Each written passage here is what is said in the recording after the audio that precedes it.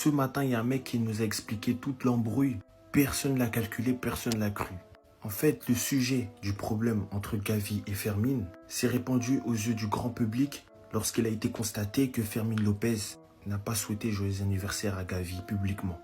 Quand on connaît le passif entre les deux, le fait qu'ils se connaissent de la Masia depuis leurs 12 ans, qu'ils ont toujours vécu ensemble à la Masia, c'est quelque chose que les fans et les stalkers ont remarqué. Surtout quand on sait que tous les joueurs du Barça l'ont fait publiquement, et même d'anciens joueurs comme Ousmane Dembélé. Les rumeurs disent que la petite amie actuelle de Fermín Lopez est considérée comme sale et la cause de tous les problèmes. Que la personnalité de Fermín Lopez a été grandement affectée par elle, qu'elle a un contrôle sur lui et que même sa famille l'a remarqué. C'est quelque chose que Gavi, son ami de toujours, lui a fait part ou il a fait part à la petite amie de Fermín Lopez directement. Ça n'a pas plu à Fermín Lopez qui la considère sans doute comme la femme de sa vie. Ce qui fait que maintenant on a un problème gros comme une maison à Barcelone. Deux coéquipiers qui se tapent, qui se détestent parce que leurs deux petites amies défendent les intérêts de chacun qui sont diamétralement opposés. C'était Jorginho du Brasil. Et dites-moi si pour vous, dans le pire des cas, si on devait choisir entre Gavi et Fermín, vous gardez qui? Bah! Je vous ai dit, Gavi, c'est quelqu'un de mauvais et c'est une enflure. Embrouille entre Fermín et Gavi, je vous explique tout. Donc Fermín, il a décidé de poster une story Instagram où il a décidé de s'exprimer. Liberté d'expression pour moi. Il doit s'exprimer et dire ce qu'il a dans le cœur. Surtout venant de Gavi, les gars. Faut se le dire. Après, dommage qu'il ait supprimé la story Instagram. Mais de ce qu'on peut lire, je vais vous traduire. Les méchants ne gagnent jamais. Ni ceux qui détournent le regard, ni ceux qui font de la trahison leur mode de vie et de la lâcheté leur étendard. Ce n'est qu'une question de temps. Mais les gars, voilà, j'ai l'impression d'être écouté enfin. Gavi, il est pas bien, Gavi. Il est pas bien, il est surcoté. Je l'aime pas, il est mauvais.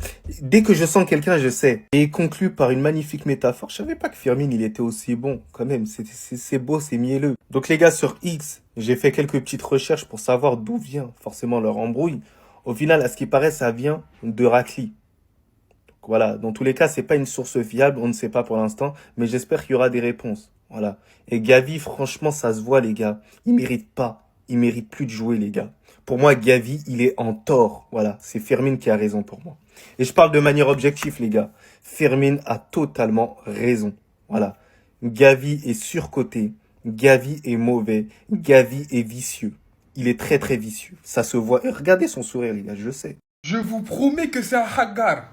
Je vous promets qu'il est trop méchant. En fait, Lamine Yamal est nominé pour le trophée Copa 2025. Mais moi, je me suis dit, comment ça se fait, wesh? En fait, les gars, il peut le gagner 2 fois. C'est le Golden Boy qui peut pas gagner 2 fois. Donc là, ça veut dire que Lamine Yamal, à tout moment, il prend le trophée Copa et le Ballon d'Or. Non, ça me fait rire parce qu'il faudrait voir, en fait, qui l'a fait dans l'histoire. Même si, je le redis, Dembous Ballon d'Or. Bref. Pour les autres nommés, il y a mon chouchou, évidemment, révélation de la saison, Miles Lewis Kelly, c'est complètement mérité, les gars. Ensuite, le nouveau défenseur du Real Madrid, on l'a vu dans les matchs de Coupe du Monde des clubs, qu'il a déjà presque stabilisé la défense du Real, Dean Huijsen. Estevao, la nouvelle sensation de Chelsea, Kevin là, il est déjà en train de baver, en train de dire c'est le nouveau Neymar, j'ai hâte de le voir à l'œuvre. Évidemment, Désiré Doué. Mais les gars, en vrai, qui va le prendre, le trophée Copa, Désiré Doué ou Yamal? Dites-moi en commentaire, parce que pour moi, ça va se taper entre les deux. Moi, les gars, je suis désolé, mais je donne à Doué. Doué, il a gagné la Ligue des Champions doublé en finale, wesh, les gars. Ensuite, après Chevalier, Lille, ils ont beaucoup de représentants. Ayoub Boadi, les gars, pour ceux qui regardent la Ligue 1, putain de crack. Et enfin, Pau Kobarsi. Pendant longtemps, on pensait que c'était lui l'élu. Mais là, je pense qu'il s'est fait soulever par Désiré Doué. J'ai dit enfin, mais je suis fou, alors qu'il y a Joao Neves qui est aussi nommé, qui aurait pu aussi être un très très gros prétendant. Mais malheureusement, je pense que le caractère impressionnant des performances de Doué et de Yamal. Ensuite, on a Kenan Yildiz. Les gars, petite pépite turque, vous savez très bien, très très fort au football. Voilà, moi franchement, j'aime bien la liste. C'est beau, c'est homogène. On a pour tous les pays, Portugal, France, Italie, Espagne, et notamment Rodrigo Moura aussi. 18 ans, les gars. L'avenir. Bref, dites-moi pour vous qui mérite. Là, je sais qu'il y aura un gros débat. Yamal, Doué, je sais pas. Oh les gars, la liste du Ballon d'Or elle vient de ligue, il y a des gens ils vont pas être contents. Est-ce que vous vous rendez compte que Ousmane Dembélé les gars à 630 points, il aura pris le Ballon d'Or. Lamine Yamal 567, deuxième. Oh les gars, par contre, il faudra en parler du fait que le leak des ballons d'or comme ça, la haie, ça fout la haie. Jusqu'à en fait, j'arrive pas à y croire. Et du coup, en top 1, les gars, on aura Ousmane Dembélé au PSG qui aura 630 points. Lamine Yamal en deuxième à 576 points ou 575. Vitinha troisième. Est-ce que vous vous rendez compte de la dinguerie? Mais ça étonne pas. Mohamed Salah, les gars, qui a rien remporté en quatrième position à 317 points. C'est statistique qui le carry. Achraf Hakimi, les gars. PSG, 201 points. Rafinha à 195 points. Et Nuno Mendes, les gars, en septième position. En soi, Lord, il peut poser problème pour certains joueurs. En vrai, moi, je trouve que les gars, c'est potable. Mais ce qu'on doit retenir, c'est Ousmane Dembélé, Ballon d'Or 2025. La propagande autour de Lamine Yamal, les gars, n'aura pas marché. On va pas réitérer un Ronaldo 2002. Est-ce que vous vous rendez compte que la hype, les gars, autour du Ballon d'Or, elle est finie? Là, dites-vous, je suis même pas heureux. Je sais pas comment le dire. Genre, je dois le voir pour le croire. Qui l'aurait cru, les gars? Ousmane Dembélé, Ballon d'Or 2025. Alors que c'est demain qu'ils vont annoncer la liste des 30 personnes. Est-ce que vous vous rendez compte? Le bas, c'était le leak, les gars, des 30 joueurs qui sont nominés au Ballon d'Or. Et là, tu me dis, on a déjà le leak des Ballons d'Or. Donc ça part en couille au Barça. Pour ceux qui sont pas au courant, Fermín Lopez, il y a 1 heure, vient de publier ce message et l'a supprimé. Message où celui-ci cite: les mauvaises personnes ne gagnent jamais. Pas plus que ceux qui détournent le regard ou ceux qui font de la trahison leur mode de vie et de la lâcheté leur étendard. Ce n'est qu'une question de temps. Ces gens-là perdent chaque jour car le maquillage dont ils se couvrent chaque matin finit tôt ou tard par s'effacer. Et alors finissent par se montrer au monde tels qu'ils sont vraiment. Et c'est là que vous me demandez, mais de qu'est-ce qu'il parle? La petite amie de celui-ci se dispute avec la petite amie de celui-ci. Et lui, alors qu'à la base ils ont une relation fusionnelle avec Gavi, en plus du message qu'il a posté sur Insta, hier, c'était son birthday, il lui a rien publié. Vous savez ce que ça veut dire? Ça va créer des tensions. Nous les Madrilènes, on va regarder ça. Surtout quand je commence dès maintenant à voir la réaction des Barcelonais. On rigole, mais s'il y a vraiment un conflit entre Fermín et Gavi, ça risque de créer un gros problème dans le vestiaire. Va falloir surveiller de près leur attitude sur le terrain et voir s'ils se font la passe ou s'ils s'évitent. Vendez-moi Fermín ou Gavi, leur histoire de meuf, c'est pas chez nous, c'est des oufeux. Ah. Enfin, ce genre de truc, ça arrive chez les voisins et pas chez les Madrilènes.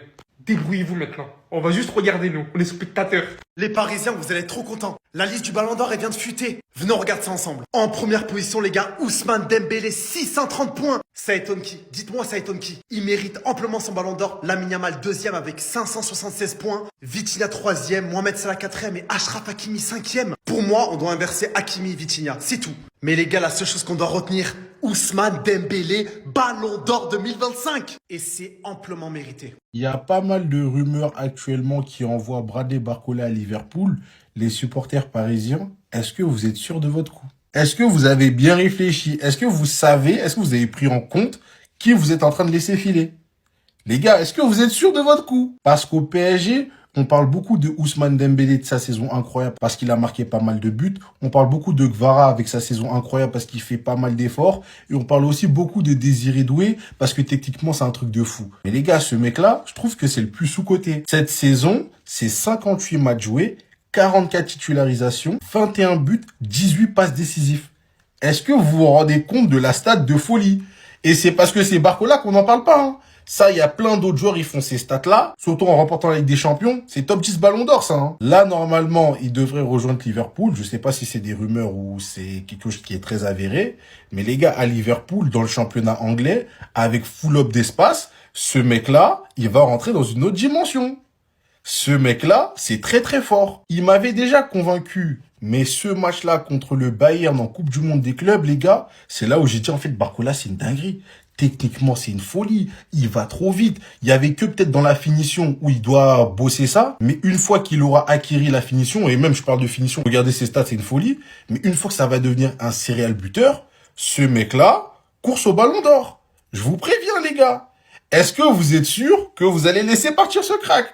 Moi, j'aurais prévenu. Je suis dégoûté pour lui, c'est presque sûr. Nunez, il va rejoindre Al Hilal. Accord total trouvé entre Liverpool et Al Hilal pour un montant de 53 millions plus bonus. Maintenant, ils ont plus qu'à se mettre d'accord avec Darwin Nunez et ils viennent de lui proposer un contrat de 25 millions par an sur 3 ans. Ça fait 75 millions. Comment refuser ça? Financièrement, il est pas à plaindre, mais je vous mens pas, je suis un petit peu dégoûté pour lui parce que pour moi, il avait encore largement sa place en Europe. Pour moi, son problème, c'était vraiment le contexte à Liverpool. C'est un joueur qui a perdu son football parce qu'il avait pas le mental. Mentalement, il était un petit peu détruit à Liverpool et moi, je pense qu'il aurait pu se reconstruire dans un autre club. Surtout dans un championnat comme l'Italie où quand même, ça demande un petit peu simplement que la Première Ligue, il aurait pu se reconstruire une image d'un top attaquant pour l'Europe. Parce qu'il ne faut pas oublier toutes les qualités qu'il avait au Benfica, c'est simple, il avait les mêmes à Liverpool, sauf avec une en moins, c'était la finition devant les cages. Franchement, la seule chose que je lui reprochais à Liverpool, c'était qu'il finissait pas. Sinon, il était tout le temps dans la bonne zone, il faisait les bons appels, il faisait les efforts, même les replis défensifs pour un attaquant. Très peu d'attaquants le font et lui, il le faisait. C'est pour ça, je trouve ça un peu dommage qu'il parte déjà de l'Europe parce qu'il aurait pu très bien se relancer à Milan. Je suis persuadé qu'il se serait relancé même, mais bon, là maintenant, il va partir là-bas, sa cote, elle va encore descendre parce que forcément, quand tu fais un passage là-bas,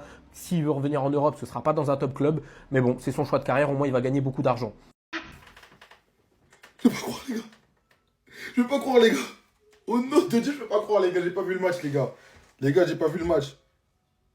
Je peux pas croire, les gars. Regardez comment mes mains sont mises. Je peux pas croire. C'est pas possible. C'est pas possible, les gars. Ah, ça, t'es mes frais de ouf, les gars.